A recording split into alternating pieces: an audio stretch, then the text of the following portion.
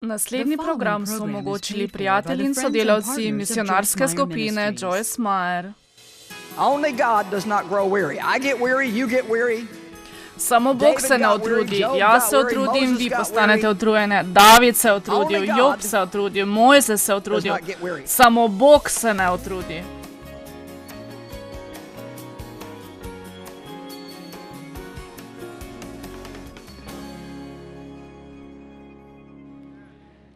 Nocoj bomo govorili, kaj je Božji odgovor za utrujenost. Koliko izmed vas se čuti utrujene?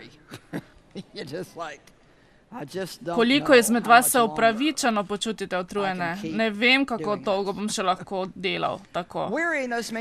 Utrujenost pomeni, da so izčrpane vaše moči, da vam zmanjkuje vzdržljivosti, niste več krepki, ni več živahnosti, izgubljate potrpljenje, izgubljate strpnost in ne najdete več zanimanja za nobeno stvar.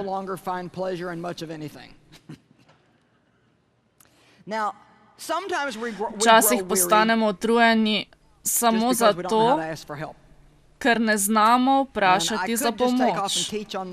Jaz lahko sedaj vstanem in učim tole, vendar sem izbrala druge stvari. Ne bom posvetila veliko časa temu, razen tega, da prositi za pomoč, kadar jo potrebujete, je zelo modro. Nebogljenost je moč, če ste nebogljeni pred Bogom.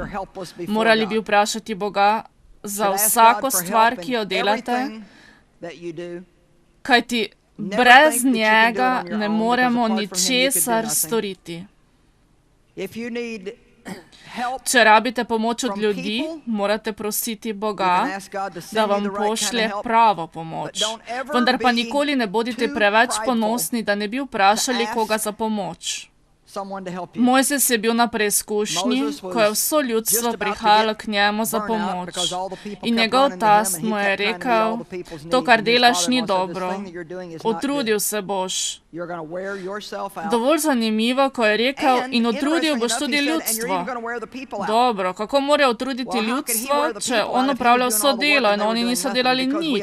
Zato, ker mi vsi imamo darove in moramo sodelovati. Včasih voditelj vzame pobudo in hoče narediti vse sami, ljudje okrog njega ali nje postanejo zelo frustrirani, ker imajo darove in željo, da pomagajo, voditelj pa ne dopusti, da bi pomagali ali da bi sprejel pomoč.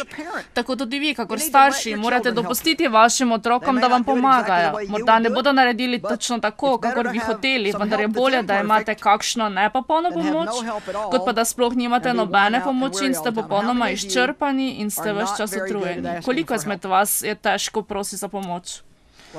Neverjetno, to je okrog 85% vseh prisotnih. Mogoče sem naredila napako, ko sem preskočila to točko. Vendar pa resnično mislim, kar sem že povedala. Začnite govoriti, ali mi boš pomagal. Prosite Boga za pomoč, prosite ljudi, da vam pomagajo. Vem, da žene želite, da bi vaši možje pomagali okrog hiše. Mogoče on tega ne vidi. Mogoče on ne razume, kaj vse ve delate, on ne razume, da je to težko. On ne razume, da se vi utrudite zaradi tega, kakor on postane utrujen, ko vedno vozi v gneči. Veste, nekateri ljudje so nagnjeni k temu, da vam sami od sebe pomagajo, vendar je veliko tudi takšnih, ki vam bodo pomagali, če jih boste prosili. Nekateri bodo naredili to prostovoljno, nekateri bodo godrnjali, vendar veste, kar vedno ponavljam, Bog ljubi veselega darovalca, vendar vzel tudi od godrnjača. Ko vam kdo pomaga in bo godrnjal, samo recite, pomagaj mi ali pa bom umrl. Eno ali drugo, to je to. Začnite vpraševati za pomoč. Sedaj bi rada, da se skupaj napotimo do odlomka Izaija 40, 28. vrstica. In pogledamo to, kar se mi zdi, da vam je zelo domač tekst, vendar jaz ne morem poučevati o tej temi, ne da bi začela pri njem.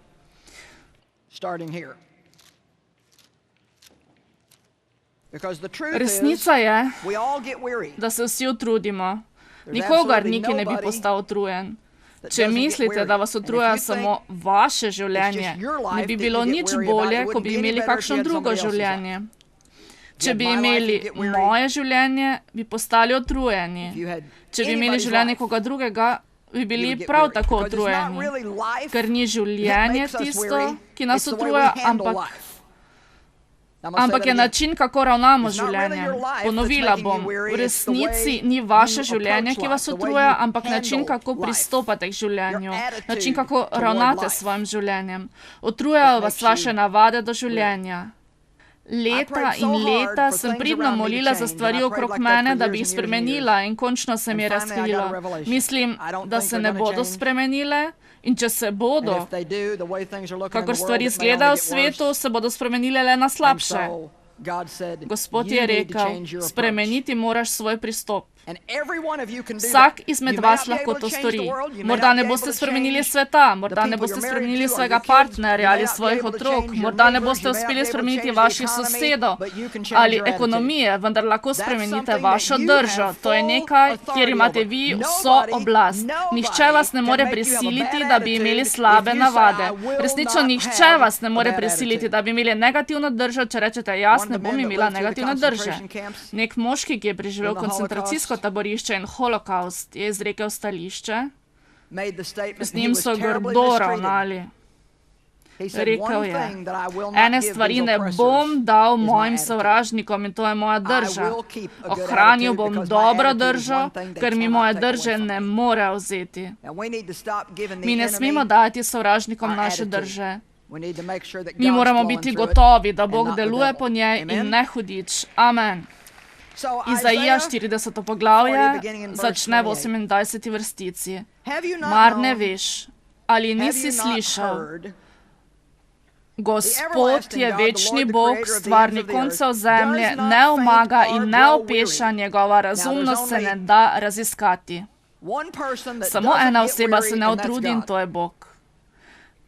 Nesmiselno je iskati pojasnilo. Ni nobenega smisla, da bi razumeli Boga. Ni nobenega smisla, da bi razumeli vse, kar se dogaja v vašem življenju.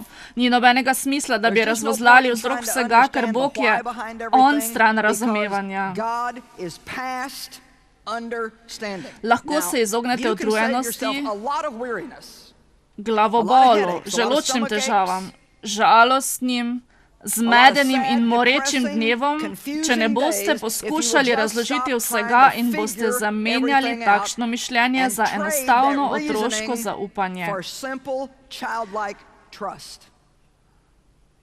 Ne razumem, vendar zaupam Bogu. Ne vem, kaj bo Bog storil. Ne vem, kdaj bo on to storil, vendar vem, da bo on nekaj naredil. Amen.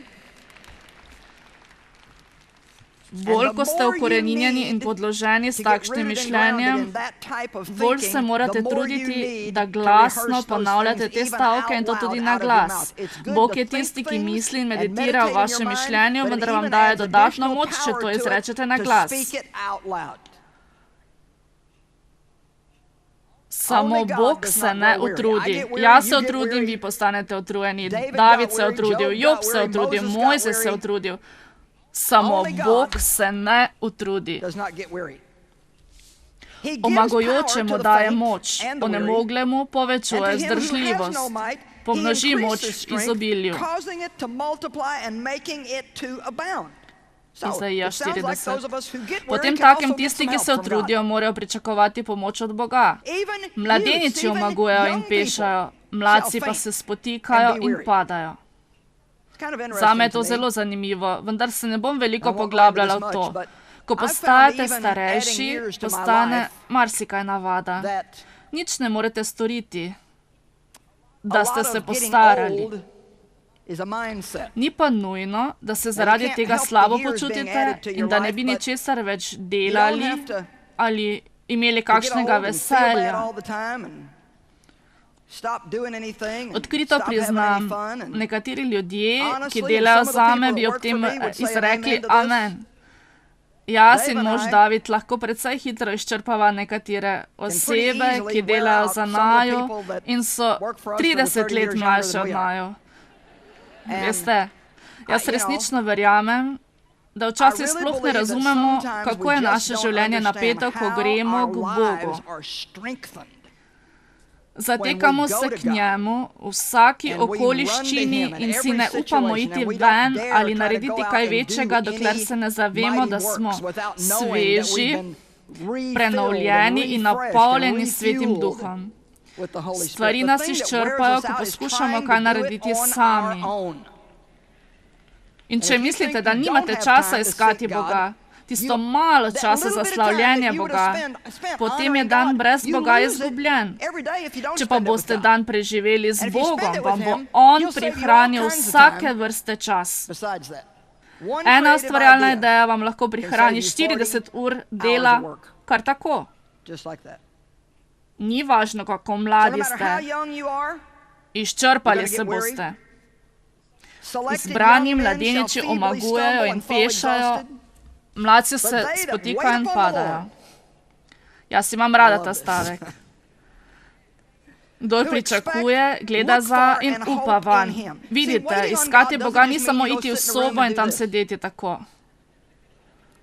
Čakati na Boga ne pomeni, da preneseš svojo odgovornost na Boga in rečeš, v redu, Bog bo za to poskrbel. Ne, vi imate vso odgovornost narediti tisto, kar je v stiski potrebno.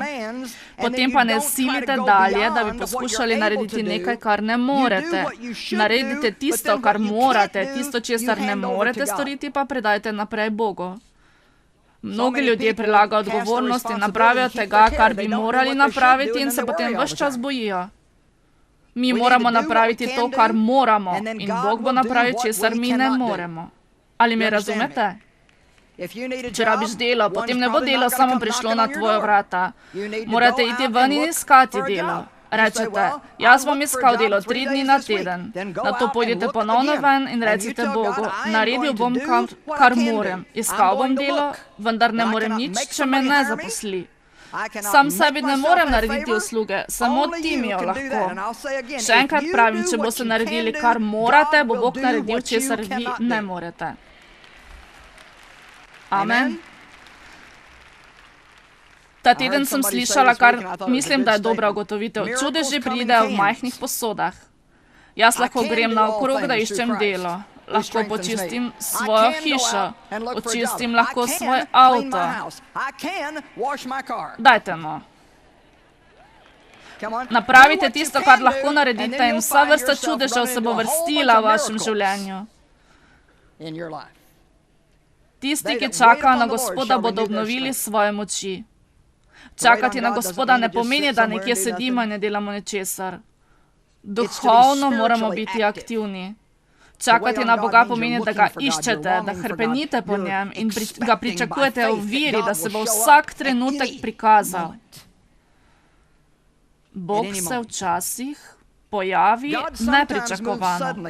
Vi boste mogoče dolgo časa čakali, potem pa se naenkrat premakne, v enem dnevu ali v eni uri se za vas lahko vse spremeni. Mi moramo živeti s tem pričakovanjem.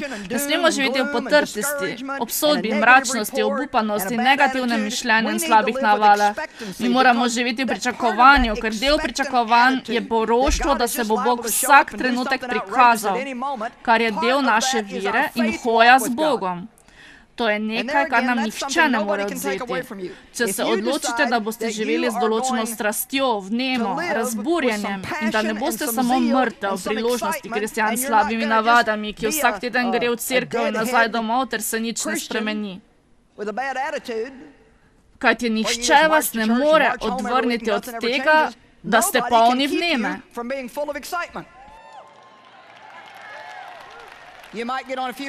Lahko pa greste na živce nekaterim, vendar to je v redu. Tisti pa, ki zaupajo Gospoda, obnavljajo svojo moč, vzdigujejo trup kakor orli, tekajo, pa ne opešajo, hodijo, pa ne omagajo. Izaija 40:31.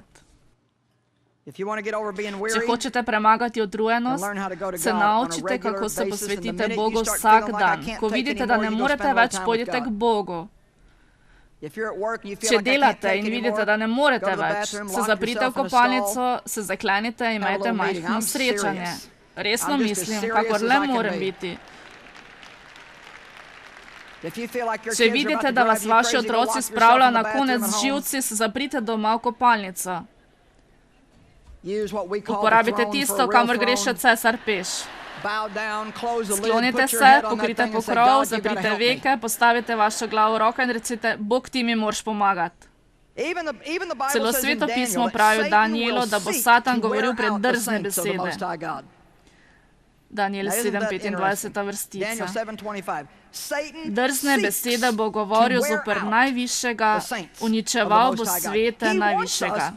Hoče nas izničiti, hoče nas polomiti, stisniti in nas odkrito vlačiti naokrog, tako da se ne kažemo pred drugimi, kaj dosti drugačni od onih, ki ne poznajo Boga. Biti moramo luč v temi.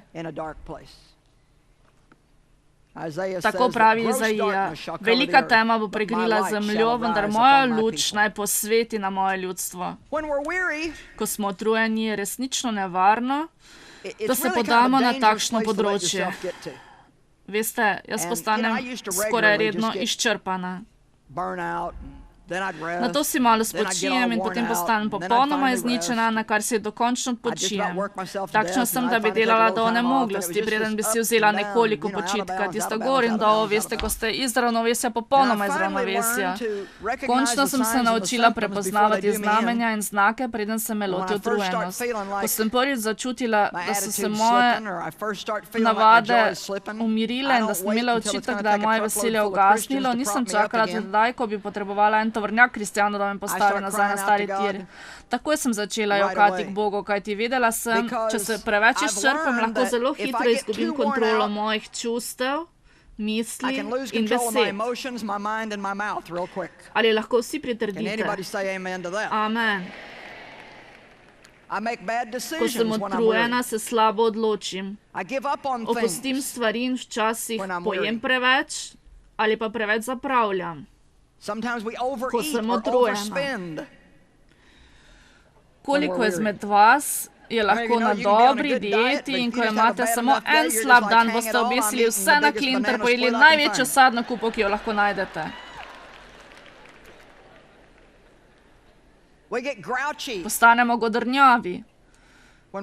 Ko smo utrujeni, se smilimo sami sebi. Mi se ne veselimo našega življenja in se ne poskušamo upreti skušnjavi tako dobro, kadar smo utrujeni. Hvala Bogu, da je tu odgovor. Bog nam je priskrbel odgovor in mi bomo nocoj govorili o tem. Imenuje se počitek pri Bogu. Je eno najlepših mest, kar obstaja. Napotimo se k Mateju, 11. poglavje, kjer je opisan nadnaravni počitek Boga.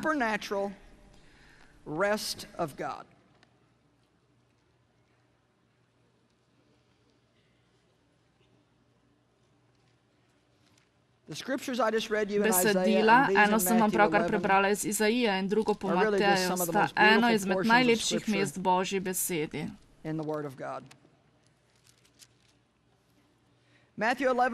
Matej 11. poglavje, 28. vrstica. Pridite k meni vsi, ki ste utrujeni in obteženi, in jaz vam bom dal počitek.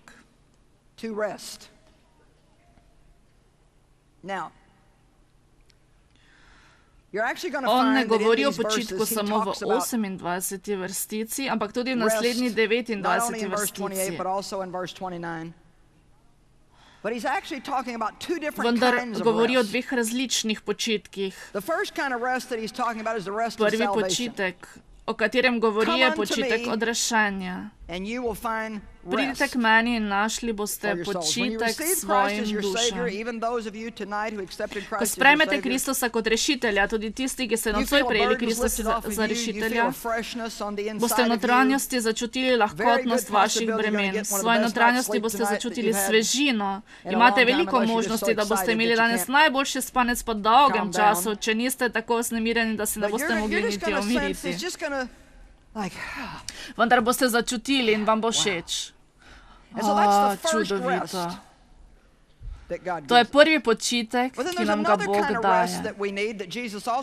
Jezus govori tudi o drugem počitku, ki ga potrebujemo, da živimo v svetu, da se spoprijemamo s situacijami in stvarmi v svetu, da znamo ravnati z ljudmi v svetu, da znamo ravnati z razočaranjem, da se znamo odzvati na gnečo v prometu, da se znamo spoprijeti s stresom in ne dopustiti, da bi vas to vznemirjalo, razočaralo, ukradlo vaše veselje, izničilo vaše zdravje, uničilo vaš dan, uničilo vaše življenje in tako naprej. To so stvari, ki jih imamo, ker verujemo v Kristusa in jih drugi ne morejo prejeti. Ko doživijo razočaranja in prevrate, jih poskušajo potlačiti. Poskušajo jih na različne načine prezreti, da se pred njimi skrijejo. Mi pa se lahko z njimi spoprimemo. Bog nam ni nikdar obljubil življenja brez težav. Obljubil nam je, da smo lahko nad njimi. Kakor pravi Izaija v 40. poglavju, vzdigujejo trup kakor orli. In vi ne morete razumeti vrednosti tega teksta, če ne veste, kako se obnašajo orli. Nikoli ne bežijo pred nevihto, ampak jo izkoristijo. Oni imajo tako imenovan teleskopski pogled. Če se naučimo, kako smo sprejemljivi za vzgibe Svetega Duha, kar je Božja obljuba o razodetju prihodnjih stvari, potem ne moremo samo sedeti in mrmrati, ampak pričakovati obljubljeno. Včasih preprosto veš, da se bo nekaj zgodilo. Ali boste začutili, da si se bolj posvetil molitvi, ali da bi preživel več časa z Bogom, ali pa vas Bog pripravlja, da vas plete v Božje kraljestvo. Včasih so te stvari priprava. Mi se tega niti ne zavedamo, vendar to je priprava. Nekoč sem ves dan molila in niti nisem točno vedela zakaj, vendar sem slutila, da se nekaj pripravlja in še preden se je problem pojavil, sem se ogrevala in pripravljala za odgovor. Neizmerno sem hvaležna, da lahko živimo v duhu in ne samo v materialni resničnosti.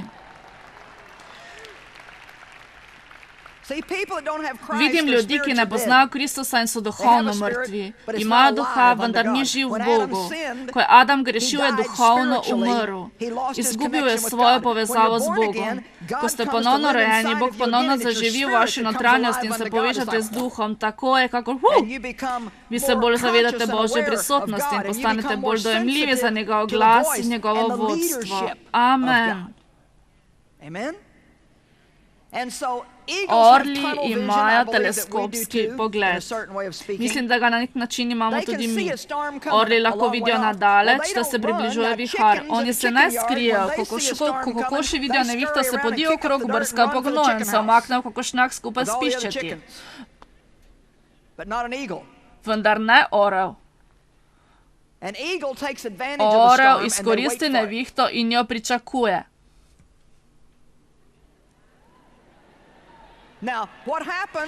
Kaj se zgodi, ko vihar pride mimo? Če je pripravljen, se dvigne. Dvigne se v višave. Izkoristi vzgon viharja in potem jadra okoli v soncu, gleda navzdol na nepomembne stvari in jih uporabi za vzgon. Pravim, Bog dopusti vihar v našem življenju. On dovoli, da se zgodijo težke stvari v našem življenju samo zato, da bi nas še bolj dvignila in nas naredile boljše in še močnejše.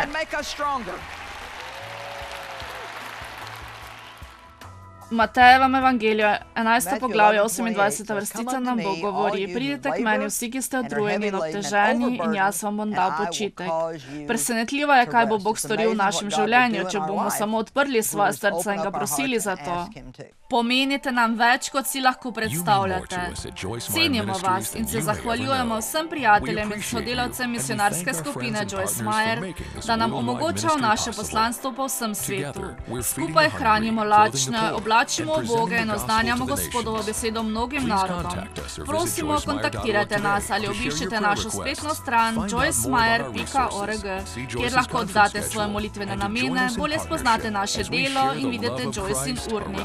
Pridružite se nam v partnerstvu, da bomo skupaj delili Kristusovo ljubezen svetu. Predvajana oddaja je bila posneta s pomočjo prijateljev in sodelavcev misionarske skupine Joyce Meyer.